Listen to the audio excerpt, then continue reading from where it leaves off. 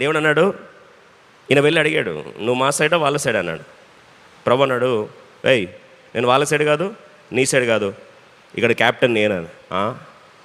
పాపం జాషువా అన్ని రోజులు ఫీలింగ్ ఏం తెలుసా, నేనే క్యాప్టెన్ అని. కొన్నిసార్లు మనం ఒక పొజిషన్కి వస్తే చాలా కష్టం, ఆ పొజిషన్ మనకు చాలా అవినాభావ సంబంధం ఏర్పడుతుంది.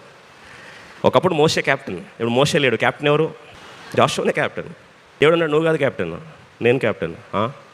సడన్గా ఎవరు వచ్చి నువ్వు కాదు క్యాప్టెన్ నేను క్యాప్టెన్ అంటే, నువ్వు క్యాప్టెన్ ఏంది? నా జీవితం నా ఇష్టం, నా కష్టం, నా సాక్రిఫైస్, నువ్వేం క్యాప్టెన్ చేయని చెప్పేది అంటే అనిపిస్తే లేదా? God says I am the captain. మరి నేనెవరు ప్రభా? ఆయుధాలు కింద పడే ఆయుధాలు. ప్రభా ఏం ఆలోచన లేదు, నువ్వు క్యాప్టెన్ అంటే సలాం అని చెప్పి ఆయుధాలు ఏం చేశాడండి? కింద పడేసాడు. That surrender is a game changer which converts a fighter into a leader.